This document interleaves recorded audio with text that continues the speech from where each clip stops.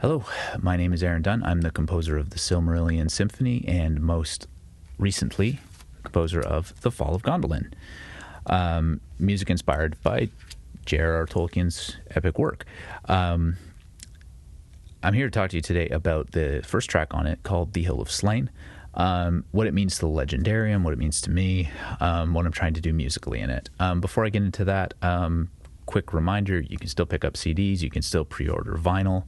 The vinyl should be shipping out this week, to me at the very least, and to you, hopefully beginning of next week, in time for New Year's. Unfortunately, I'm not positive about getting it out for Christmas. But I do thank you for your patience as we go through this process. So let's get into The Hill of Slain, how it pertains to the Legendarium. I drew on multiple sources for this. In terms of the inspiration of the music. Now, The Hill of Slain sounds like a pretty depressing topic, pretty dark. Well, it's in Tolkien, so I'm going to do it. And I thought it would, originally I called the piece Introduction because I thought I need an introductory suite that kind of takes us through Tuor's character arc a little bit, introduces some themes for him that we use in different ways. And just in general gets us off to a strong start for the album / concert work if you want. I do feel like this piece particularly would translate well into a concert setting. So if you're interested in something like that and you just happen upon this video and need some new music to play, hit me up. We will talk about it. I have the scores. They look amazing. So The Hill of Slain is essentially a prelude to the entire work where I get some source themes out there. There are some themes from Tuor that you'll hear them multiple times. We hear them at the end of the symphony. We hear them in the middle, they're sort of heroic themes. They're just presented in 2 or 3 different ways. If you wanted to think about it in terms of a plot, there's a theme. The pitch is going to be a little funny here, but da da da da da da da. It's just something like that. That is throughout the entire thing. Mainly when you're hearing from Tuor, you have different ideas of what he's doing at that time. So there's 3 I'm thinking of right now. There's the one in The Hill of Slain, which presents itself in 3 or 4 different spots there. They're meant to hit at different emotions. When we're in the later pieces, they're either more urgent or more majestic or a little bit more. The one in Immortality, which I'll get to that piece by itself because that deserves its own thing. And all these pieces do. I'll be getting to all of these individually at certain points. Just Hill of Slain has a lot to go with, and this is sort of me kicking off, I guess, the video series. Is that immortality is almost a glorified theme because Tuor is being given the gift of immortality, which is not given to men ever in Tolkien. He's the only one that gets this. So it's kind of a cool thought, honestly. So there's that. So you have sort of your normal theme, your introductory, peaceful, young, almost pastoral sounding theme that we get in The Hill of Slain, which sort of gets us right into what the work is all about. So, because this CD really is a story, and it's the Fall of Gondolin from Tuor's perspective. I'm just going to flip the CD over. Like, when I look at the way the tunes are, they really describe his character arc the most. And then a little bit of the city itself, not as much as I thought I would get. When I think of the city falling, I don't think of most of these tunes. This is just Tuor fighting his way through it, and how he's sort of feeling going through all these stages. So The Hill of Slain describes certain things. I'm going to bounce around a little bit here, so bear with me. The Hill of Slain, you have Tuor's mother, Rian. She passes away and lays herself on a pile of bodies that the orcs piled up after the 5th battle, where the men and the elves got smoked. Largely on the part of the elves, where they actually get betrayed by the men. the evil men. This is sort of a pop culture reference for this, which I'm not terribly thrilled with because it's also in the books and it's better in the books. But Rings of Power, they actually talk about the men that went and fought with Morgoth. This is, if you're looking for an easy tie-in to the work, these are the guys that betray all the elves in the fifth battle, and they fight on the side of Morgoth. And they do it again in the War of Wrath, which is a cataclysmic event that's at the end of the First Age.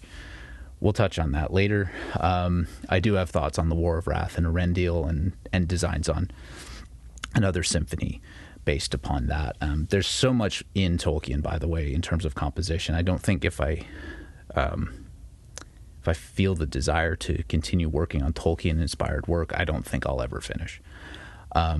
Which is kind of appropriate, given that Tolkien didn't even get to finish all of his stuff that he probably wanted to. As an aside, there's an element here with the Gondolin story, and you get it from the Unfinished Tales, which is Tolkien started what I think, and I think what others would probably agree, and scholars may in fact agree with, is that Tolkien in the Unfinished Tales starts what looks like what would be a standalone book for the Fall of Gondolin, and it's actually written that way, and it stops when Tuor gets to the city, and then we're left with whatever else we had before that. I'm bummed out that we didn't get to see that. That part of the book isn't given to us, and it's in Tolkien's mind and probably his only, or maybe he just stopped there and that was it, and got tied up with other things. It's kind of an amazing thing if you think about it, but. So in The Hill of Slain, I'm trying to cover multiple angles. There are parts of Tuor's character that I really didn't have time to cover in this CD. To give you an idea, the CD is about 35 minutes, and I probably have about 3 or 4 hours of material that I either culled or that didn't really work with this particular album. Doesn't mean it's not there, doesn't mean it's not coming, doesn't mean I have a deadline for it either, because I don't. It's a lot to look at, but there are bits in Tuor's character that I wanted to cover even in brief, and so I try to get some of those in The Hill of Slain. So there's bits that are a little bit more heroic in that in the piece, which sort of describe, or at least what I'm aiming at, is him. He ends up being captured by orcs when he's a young man and has to fight his way out of captivity and slavery to the Easterlings, the evil men that betrayed the elves in the fifth battle, and then they got given Tuor's homeland. I didn't have a lot of time to cover that in the music, but I had a little bit of time to cover him getting out of that situation. I have more developed themes elsewhere that looks like I'm going to have to release them now. But where he escapes from the bondage, he gets out. Morgoth sets a price on his head. They're all trying to kill him. And he finally escapes to Gondolin, or at least gets out of that, and gets to kind of where chapter 2 starts for me, which is Hope Beyond Sight, which I'm not going to touch on Hope Beyond Sight today because that's a conversation between him and Ulmo. There's a lot in The Hill of Slain just by itself. It's a fairly dense thing where it's supposed to cover the gravity of the situation, the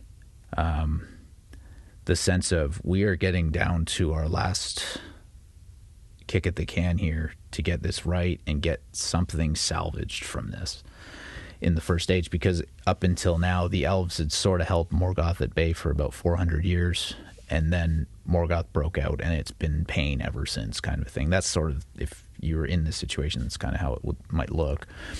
And now after Doriath and Nargothrond have fallen in the previous 2 or 3 chapters of the book, now you're down to Gondolin, and that's it. And there's not a lot of hope, and there's not a lot of help coming, and this is the part about Tuor which I find particularly compelling, is that he's a man of noble birth. How much does he know about that? We don't know. It doesn't seem like a ton. He knows he's from a certain house of men that is given to nobility, and eventually the Numenorians come about. That's part because of his union, literally. That's where the strand of the noblemen of old comes. And I'm describing them as noblemen, not labeling them as that. They have a different name. But yeah, there's so much in his character that I find compelling and heroic. And also there's you get a sense of almost the tension in the situation, and the sense of, oh, something is really in the balance here. And you get it more from Unfinished Tales. And again, I didn't have that much time to push that all into the music because it would just be madness. You can kind of tell I'm getting bogged down talking about it too, because there's just so much there. But there's a sense as Tuor's finding his way out of bondage and into something out, sort of this concept of getting out of Morgoth's thraldom, where it's almost like there's this really condensed, like walled in situation where it's like it's almost impossible to get away from whatever Morgoth is doing at any time. And that's the situation where Tuor is dropped into the story, and he ends up, eventually he gets a semblance of a result. He hasn't even really saved everyone yet, but he gets a remnant of Gondolin out of Gondolin before it falls. It's spoiler alert. If you don't know the story, please go read the story. It's awesome. Or do it on audiobook. It's great there too. But so much in The Hill of Slain is about that. So I've tried to depict some of that with different things. It's almost